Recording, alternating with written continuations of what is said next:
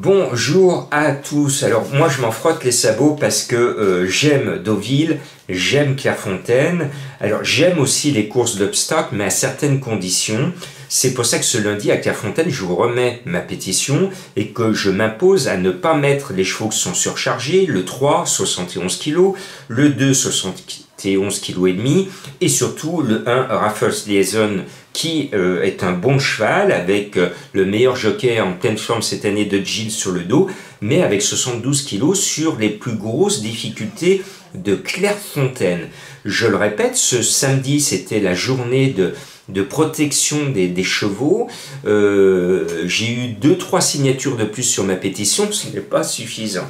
Bon, j'espère être entendu un haut lieu. En tout cas, vous ne verrez pas ces chevaux dans ma sélection parce que je proteste et je demande à ce que l'on ne court qu'à partir quelque part de 70 kg et moins, mais pas 70 kg et plus. Vous m'avez compris. Donc il y a un cheval qui va être le gros favori parce qu'il a tout pour lui, il est dans son jardin à Clairefontaine. Moi aussi, quand je vais avec Madame Colombo, on y va tous les 2 ou 3 ans en moyenne en vacances. Eh bien, Mandarin Basque est dans son jardin, le numéro 9. Normalement, s'il n'a pas de pépin dans le parcours, il devrait être là, il peut même l'emporter. Et puis le 5 Urique des Obos est un cheval d'expérience, il court peu, mais toujours à bon escient. Généralement, il arrive toujours à finir 4-5e. Donc, sur sa qualité, j'aime bien De Wilder, l'entraîneur, qui nous présente ponctuellement ses chevaux dans les quintets et il y connaît une certaine réussite. Et puis, le 4 Calotin me plaît bien, j'aime bien son nom, Calotin, associé à James Revelet qui a eu bien des malheurs ces derniers mois puisqu'il s'est blessé. Le cheval est supplémenté au dernier moment, il est parfait en ce moment, hein. 3 courses, 2 deuxième places, une gagne en steeple. Il est un petit peu chargé, mais lui aussi aime bien Clairefontaine et c'est important de faire confiance aux chevaux qui se plaisent sur ce parcours particulier de Clairefontaine qui n'a rien à voir avec l'autre parcours ô combien sélectif d'Auteuil. Et puis le 8 Allegro serait plus haut dans ma sélection si François Nicole m'avait pas cassé le moral. J'ai eu le malheur d'écouter François Nicole et quand on l'entend parler d'Allegro, ça donne pas envie de le jouer. Malgré tout, je me suis mis du persil dans les oreilles et je vous donne quand même le 8 Allegro parce que j'adore l'association entre François Nicole et Angelo Zuliani et je me dis quand même que Allegro devrait allègrement disputer l'arrivée malgré les propos pessimistes de son menteur, TOR. Je poursuis ma sélection avec le 6 Extra Well du Porto. Mettez un doigt de Porto sur votre ticket à l'heure de l'apéro parce que ce cheval vient de bien gagner et peut répéter, je l'aime bien. Et puis en bas de tableau, il y a un vieux de la vieille, un joli grisou. Alors généralement, plus ils vieillissent, les gris, plus ils deviennent blancs. Et Footballisto, ce numéro 12 qu'on connaît par corps, ça fait des années qu'on le voit courir, notamment au niveau des quintets, on l'aime bien, eh bien il peut mettre au fond des filets, parce que finalement avec l'âge, le handicapeur est clément, il l'a baissé sur l'échelle des valeurs et il se sent léger.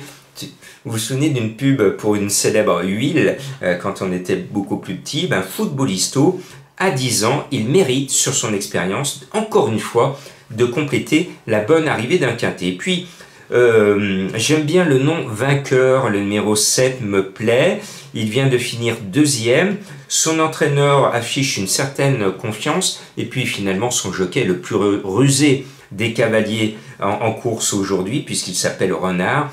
Donc j'aime bien les jolis noms, vainqueur associé à Renard, cela se joue forcément. Et puis je termine avec une jolie petite frimousse, joli petit nom, le numéro 10, frimousse. J'ai bien fait son papier, finalement, elle me plaît bien.